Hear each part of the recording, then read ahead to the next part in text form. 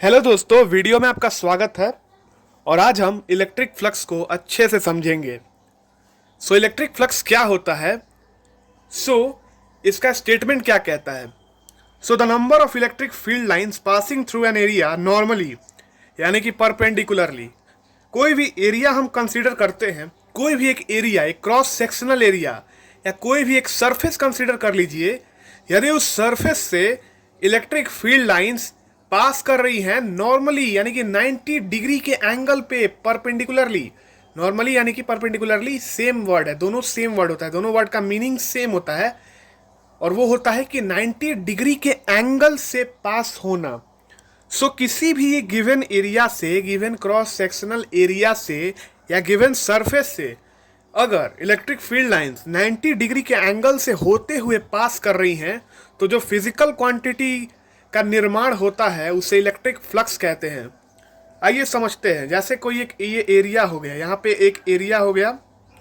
मान लीजिए कि ये कोई क्रॉस सेक्शनल एरिया है, और इस क्रॉस सेक्शनल एरिया से यदि ये इलेक्ट्रिक फील्ड लाइंस पास कर रही हैं और ये परपेंडिकुलरली पास कर रही है, यानी कि 90 डिग्री के एंगल पे, यानी कि नॉर्मली, वर्ड्स दोनों सेम है, मतलब होता है 90 डिग्री के एंगल पे पास करना, 90 डिग्री के एंगल से क्रॉस करना। तो ये जो फिजिकल क्वांटिटी यहाँ पे बनी है, इसे ही हम इलेक्ट्रिक फ्लक्स कहते हैं। आइए अब फॉर्मूला का इजाद करते हैं। तो इलेक्ट्रिक फ्लक्स का जो फॉर्मूला होता है वो कैसे आता है? ये जिस चीज़ के बराबर होगा उसी से फॉर्मूला बन जाएगा। तो ये किसके बराबर है? इलेक्ट्रिक फ्लक्स बराबर है dot product of electric field and area vector.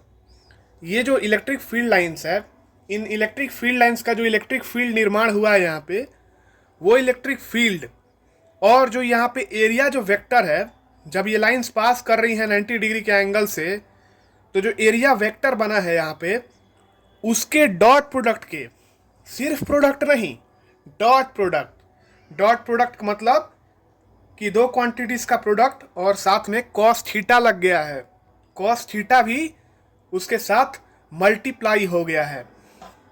हमने कॉस थीटा को भी इनटू कर दिया है, उसे ही हम कहते हैं डॉट प्रोडक्ट। यदि क्रॉस प्रोडक्ट रहता तो हम साइन थीटा को मल्टीप्लाई करते दो क्वांटिटीज के साथ, लेकिन ये है डॉट प्रोडक्ट।